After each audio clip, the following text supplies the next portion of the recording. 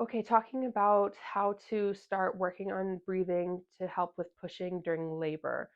So there's two primary methods of how to push during labor in the birthing process. So we can either do what's called open glottis pushing or closed glottis pushing. Open glottis basically just means that your mouth is open and you're still maintaining breathing during the pushing phase. Versus closed glottis is where you kind of shut your mouth and you hold your breath and you're using your breath to put more force into it. So sometimes that's more considered traditional, what people will sometimes call purple pushing because you're holding your breath and you're really pushing. Both have advantages and disadvantages. So what I recommend is that you try a little bit of both and see which one you're most comfortable with and which works better for your body. And so we'll talk through how to practice that.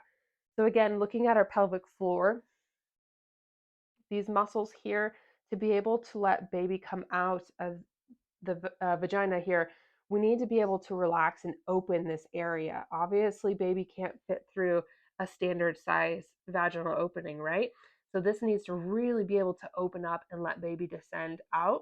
The pelvic floor is not active during pushing, okay? So that's super, super important. The pelvic floor is not active. It means that it is perfectly relaxed and trying to really stretch and open during the birthing process. So doing Kegels will not help you prepare for birth. Um, so anyway, what we're looking for here is practicing both the open glottis and closed glottis. So let's start with open glottis. This is where we're using our breath to help create pressure down and to expel baby without holding our breath, okay? So how that will look is that you're going to take a really deep breath in and exaggerate the belly breath part. So you want your belly to get big and expand.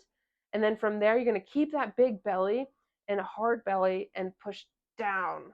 Okay. So it's a little bit hard to show. Let me see if I can get it for you. So you're going to take a deep breath in and really feel your belly expand out and get hard. Keep the belly nice and big and push down. So it's kind of like you're having a bowel movement and you're not holding your breath during this. So you're going to be breathing out as you're pushing, but you're thinking about the belly staying big and the pelvic floor staying relaxed. So this is where it's a little bit different than if you're doing like some pelvic floor traditional strength training. So breathe in, belly big, belly hard. Keep it belly big, belly hard, and push down. And breathing out through pursed lips as you're doing that. You should feel ideally that the pelvic floor is relaxing and really emphasizing that pelvic floor coming down and relaxing during that movement. This is great to practice while you're on the toilet having a bowel movement. This is perfect mini example of what it should feel like. So if you're having a bowel movement, practice with that and see if you're able to have a successful, easy passage of the bowel movement with the open glottis position. So belly big, belly hard during the inhale. Keep it big and hard and try to push down as you exhale. You don't want to see that belly lift back up as you exhale at all. Okay, so if we're looking from the side, belly big, belly hard.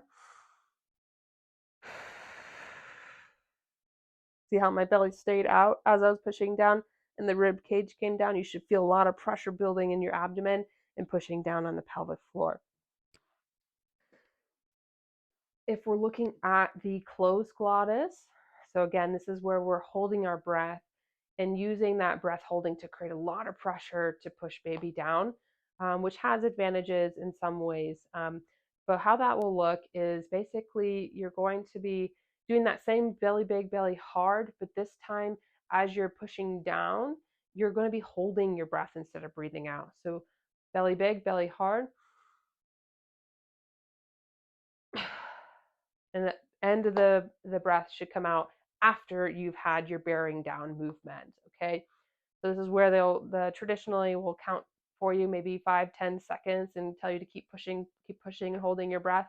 That can be successful in certain cases. So you want to practice that. So belly big, belly hard. Keep it belly big, belly hard. Hold your breath. And breathe out after you've finished that hold. Again, practice this while you're having a bowel movement on the toilet. and see if that is more successful for you. Is that better for you to create enough force down and feel your pelvic floor relax? Or is the open glottis better? So you can practice that really nicely on yourself, both just on a ball or laying on your back in a reclined position, and practice both. See which one feels more comfortable for you, which one you can coordinate better, um, and which one you feel more relaxation in the pelvic floor area. And practicing also on the toilet to see if you can be successful with that. This is going to be really helpful for postpartum hemorrhoids as well. So sometimes after you've had a baby, you can get a lot of constipation, whether that's from the medication or just from um, lack of hydration and food during the birthing process, or a lot of different factors. So we want to make sure that you are trying to have good mechanics with the bowel movement. So practicing this during pregnancy can be really helpful for postpartum as well, because these are the same things that are going to help you be successful with managing constipation and successful pushing with bowel movements. So hopefully you don't have as much of an issue with hemorrhoids, but there's no guarantee with that. But it's always worthwhile to practice. So give it a try, see what you think, and see which one you like better.